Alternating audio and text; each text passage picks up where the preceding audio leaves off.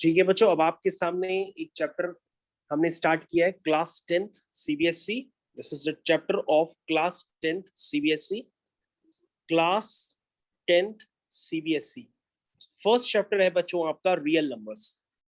तो real numbers बच्चों किस तरह से करना है, तो रियल नंबर्स के फर्स्ट चैप्टर में सबसे पहले बच्चों आपके सामने यूक्लिड का नाम बार बार निकल करके आएगा। तो यूक्लिड आपको बार बार परेशान करेगा, इसलिए यूक्लिड के क्या एजम्पशंस हैं, उन एजम्पशंस को हम लोग पहले पढ़ेंगे और फिर उसको हम लोग अप्लाई करेंगे। और उससे पहले बच्चों आपको ये जानकारी जरूर होना चाहिए कि व्हाट इज रेशनल नंबर, क्योंकि रेशनल नंबर बच्चों आपको क्लास 9th में भी पढ़ाए गए हैं। तो रेशनल नंबर को बच्चों हम लोग क्या कहते हैं, रेशनल नंबर को एक्सप्रेस करते हैं बच्चों पी बाय क्यू फॉर्म में, जहां पर क्यू कभी जीरो नहीं हो सकता है और पी एंड क्यू को प्राइम होते, पी एंड क्यू को प्राइम होते। This is the definition of rational number. Rational number can be expressed in the form of P by Q, जहां पर क्यू कभी जीरो नहीं हो सकता, that means where Q is not equal to zero and P and Q को prime है। इसका मतलब ये होता है कि अगर नंबर्स कभी भी को प्राइम हो, तो इसका हिंदी में मतलब ये होता है कि उन नंबर्स का वन के अलावा कोई भी कॉमन फैक्टर नहीं होगा। ये बात आपको क्लियर होनी चाहिए। अगर हम कह रहे हैं कि कोई भी दो नंबर्स को प्राइम है, यानी उन दो नंबर्स का वन के अलावा कोई भी कॉमन फैक्टर नहीं होगा, इसलिए हम उनको को प्राइम कहते हैं। तो this is the definition of rational number. तो बच्चों ये आपके सामने जो डेफिनेशन है, ये रेशनल नंबर की डेफिनेशन है। तो ये आपको क्लियर होना चाहिए कि रेशनल नंबर को हम लोग किस तरह से एक्सप्रेस करते हैं। और बाय द वे आपको क्लास 9th में ये भी बताया जाता है कि जो रेशनल नंबर होते हैं वो दो तरह के होते हैं।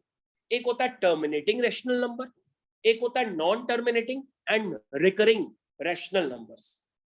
जैसे बच्चों अगर आप ध्यान से देखेंगे कि 2.5 ये टर्मिनेटिंग रेशनल नंबर है।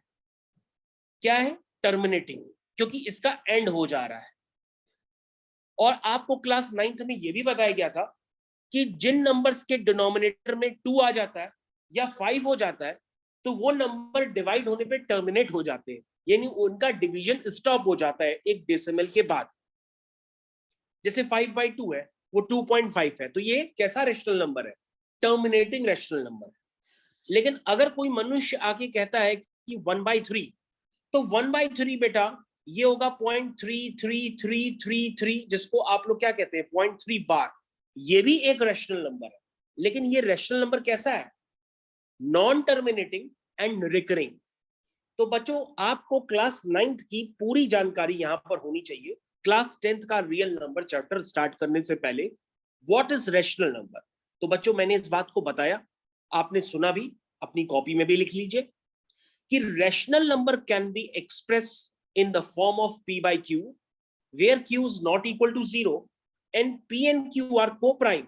That means p and q have no common factor other than 1. इसके अलावा मैंने आपको बताया कि रेशनल नंबर दो तरह के होते हैं। एक होता है टर्मिनेटिंग, जिसका एंड हो जाए, जैसे कि 5/2 या 2/5, क्योंकि मैंने आपको ऑलरेडी बताया था कि जिनके डिनोमिनेटर्स में 2 और 5 के, या सिर्फ 2 के या सिर्फ 5 या दोनों के मल्टीपल्स होते हैं, वो रेशनल नंबर कैसे होते हैं? वो रेशनल नंबर्स होते हैं आपके टर्मिनेटिंग। लेकिन इसके अलावा जैसे डिनोमिनेटर में 3 आ जाए, 7 आ जाए, तो ये कैसे होते हैं? Non terminating and recurring. तो बच्चों जो नंबर डिवाइड होने पर लगातार रिपीट होते रहते हैं एक सिमेट्री पैटर्न के साथ, वो भी क्या होते हैं? वो एक रेशनल नंबर कहलाते हैं। तो बच्चों आपको रेशनल नंबर का कंसेप्ट क्लियर हो गया है क्या? रोमन आपको क्लियर है? हाँ सर। रोमन ओके, बहुत बढ़िया। तो रोमन मैं इस बात को फिर से रिपीट करता हूं खास तुम्हारे लिए। Rational number can be expressed in the form of p by q where q is not equal to 0 and p and q are co-prime, and rational number are of two types, that is terminating and other one is non-terminating and recurring. तो ये बात आपको कई बार सुनने के लिए मिली, तो ये बात आपको पता होना चाहिए। इसके अलावा बच्चों अगर आप इर्रेशनल नंबर्स की बात करेंगे, तो इर्रेशनल नंबर्स भी आप जानते हैं। तो इर्रेशनल नंबर्स क्या होते हैं? जैसे √2, √3, √5, है ना, ये सब क्या है, ये इर्रेशनल नंबर्स। इर्रेशनल नंबर्स क्या पहचान होती है, इर्रेशनल नंबर्स की पहचान ये होती है कि ये नॉन टर्मिनेटिंग और नॉन रिकरिंग हो।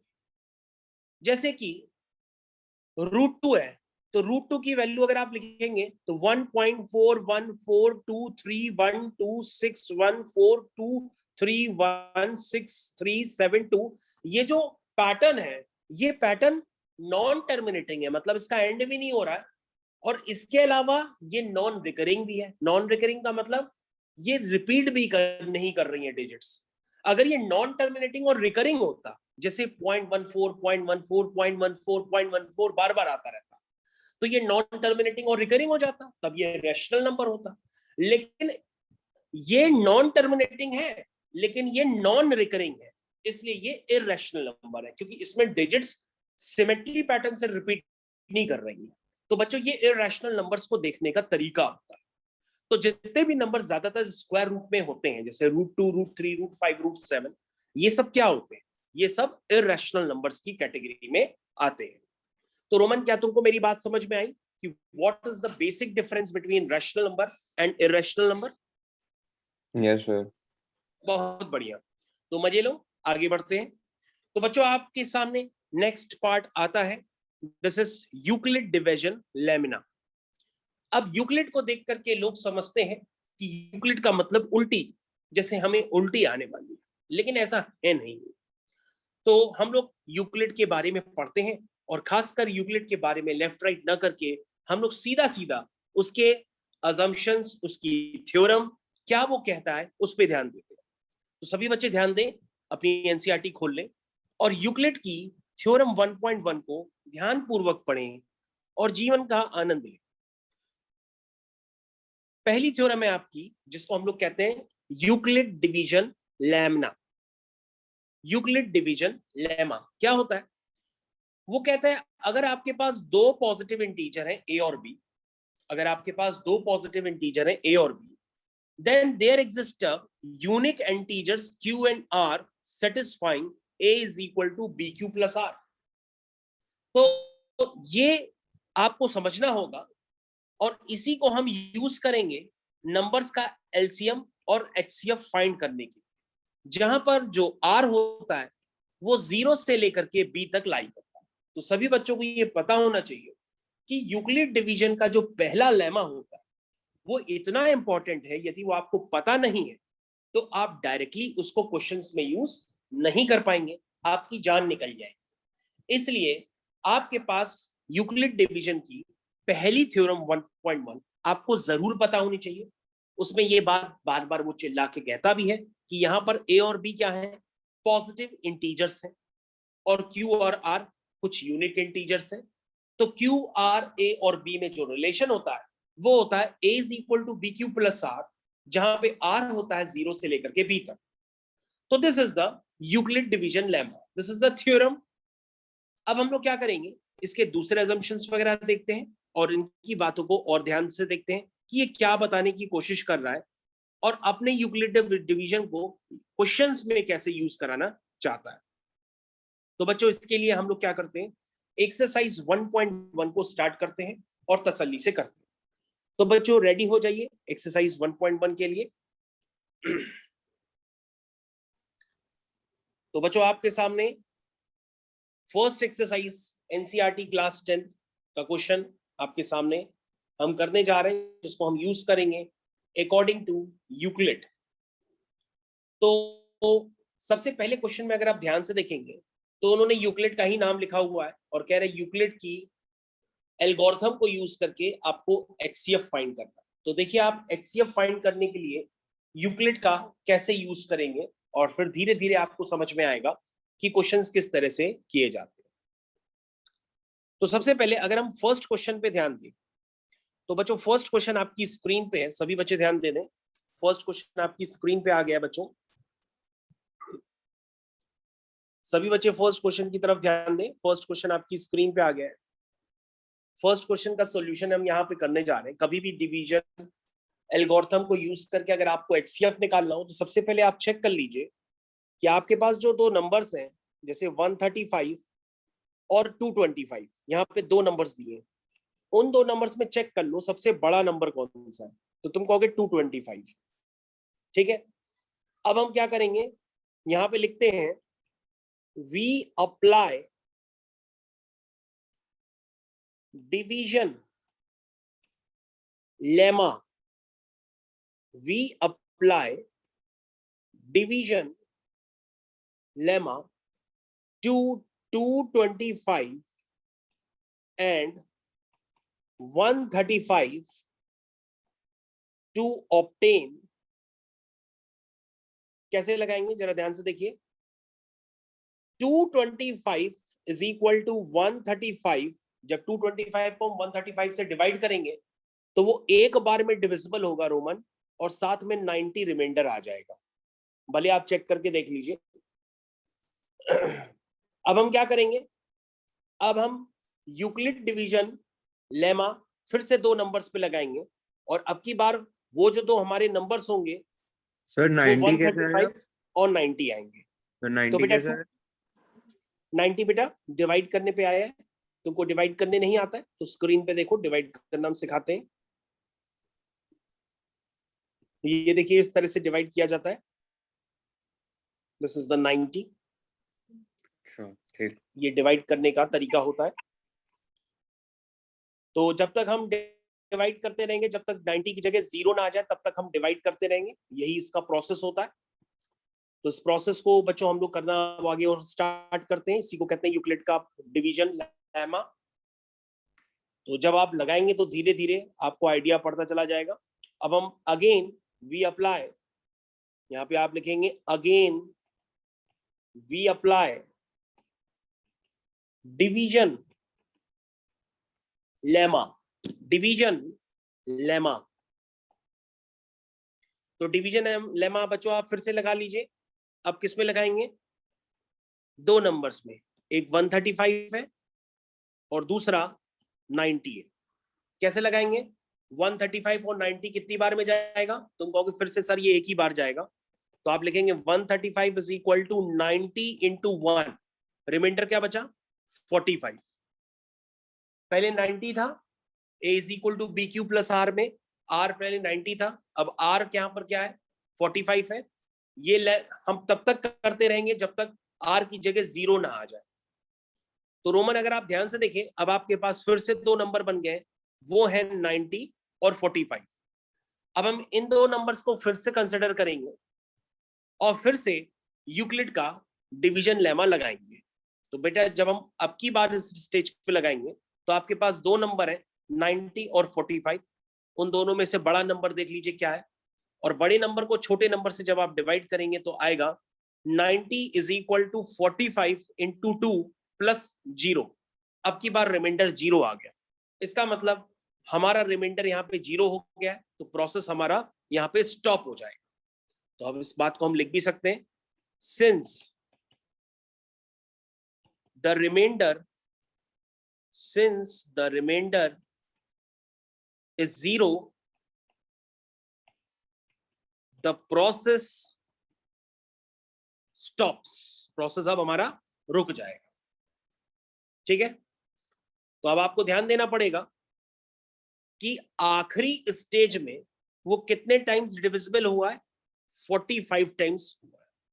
ठीक है, तो आखिरी स्टेज में जो ये 45 नंबर होता है वही कहलाता है 135 और 225 का HCF। क्या कहलाएगा, 135 और 225 का HCF। तो बच्चों आप ध्यान से देखिए, अब आप यहां पे लिख सकते हैं therefore the HCF of 135 and 225 is 45। तो बच्चों ये क्वेश्चन करने का तरीका था, this is the first question of Euclid division algorithm. सभी बच्चे पूरी तरीके से ध्यान दें, घबराने की कोई जरूरत नहीं है, हम उनके साथ हैं।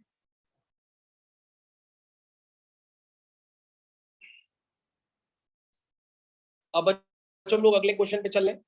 The next question is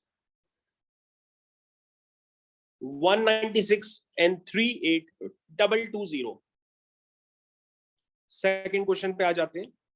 second question is 196 and 38220. अब इसमें भी आप HCF निकालेंगे. जब आप HCF निकालेंगे तो प्रोसेस वही होगा काम करने का जो आपको सिखाया गया. तो बच्चों आप HCF निकालना स्टार्ट कर सकते हैं सेम प्रोसेस के साथ.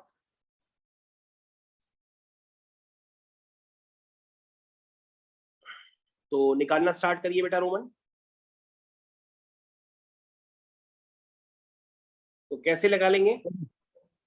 वही सारा प्रोसेस फिर से रिपीट करेंगे. सबसे पहले रोमन कहेगा कि सर हम पहले चुनाव करेंगे, इलेक्शन कमीशन बैठाएंगे और देखेंगे इन दो नंबर्स में बड़ा नंबर कौन सा है. तो कौन सा बड़ा नंबर है? 38220. बड़ा नंबर है 196. अब इसको डिवाइड करिए.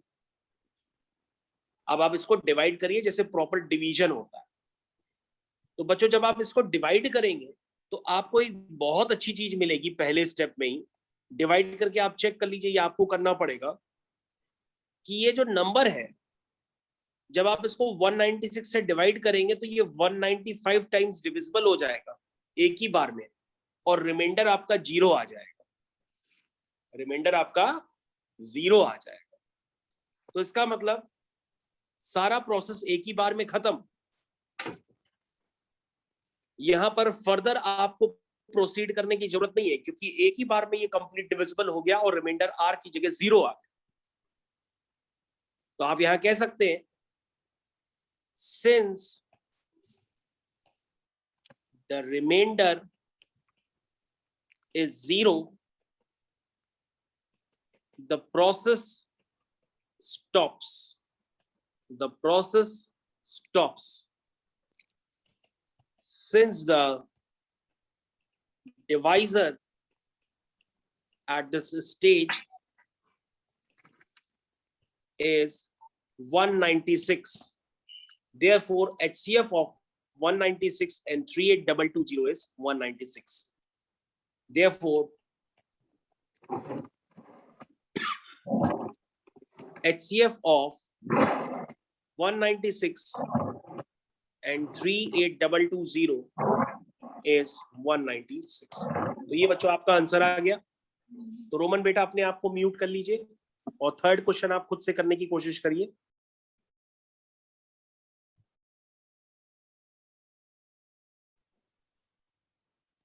तो बच्चों आपकी स्क्रीन पे थर्ड क्वेश्चन भी किया गया है. तो थर्ड क्वेश्चन बच्चों आपकी स्क्रीन पे कर दिया गया है. आप उसको ध्यान से देख सकते हैं. क्वेश्चन में दो नंबर से 867 और 255 और अगर हम यूक्लिड डिवीजन एल्गोरिथम्स में लगाना चाहते हैं तो वही process a is equal to B Q plus R के फॉर्म में लिखेंगे. जब आप 867 को 255 से डिवाइड करेंगे तो ये 3 टाइम्स डिविजिबल होगा और 102 रिमाइंडर आएगा. यानी r की जगह अभी 0 नहीं आया है. आप फर्दर फिर से वही दो नंबर्स लेंगे 255 और 102 और फिर से इस पे यूक्लिड की डिवीजन एल्गोरिथम लगाएंगे तो आपके पास फिर से एक रिजल्ट आ जाएगा. उसमें रिमाइंडर अभी भी 0 नहीं होगा. अब आप 102 और 51 पे फिर से लगाएंगे तो आपको यह समझ में आ जाएगा कि फाइनली कि 51 जो है वो आपका क्या है, इन दो नंबर्स का HCF है. तो बच्चों ये क्वेश्चन करने का वे होता है. इसको आप समझने की कोशिश करिए.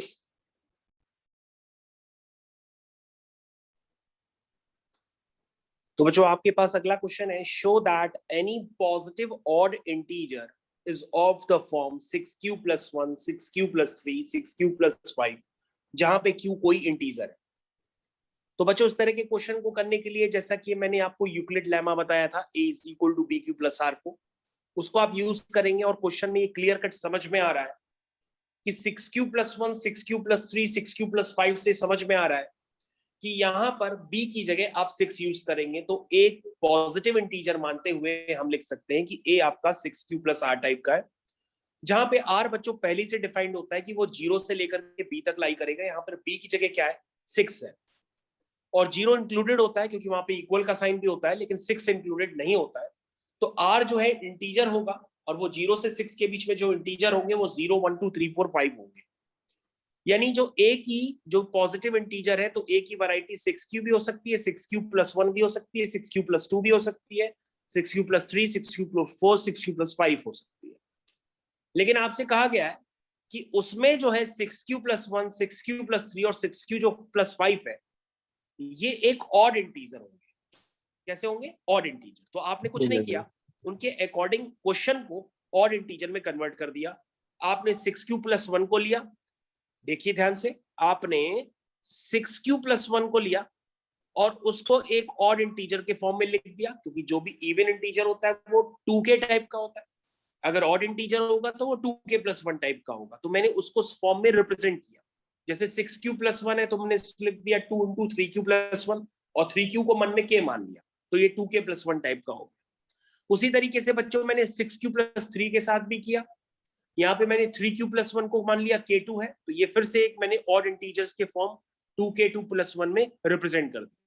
उसी तरह से बच्चे मैंने 6q + 5 को भी उसी फॉर्म में रिप्रेजेंट किया और आपका क्वेश्चन खत्म हो गया। तो बच्चों ये पार्ट आपको समझ में आना चाहिए कि क्वेश्चन में किस तरह से कर रहा हूं। अब आप कह सकते हैं कि 6q + 1, 6q + 3 और 6q + 5 जो है, ये तीनों ही एक ऑड इंटीजर्स के फॉर्म में एक्सप्रेस किए जा सकते हैं। यही क्वेश्चन था आपका, क्योंकि तीनों का फॉर्म 2k + 1 टाइप की वैरायटी में आ रहा है, इसलिए ये ऑड इंटीजर्स कहलाएंगे। तो बच्चों ये आपका क्वेश्चन समझ में आ गया होगा।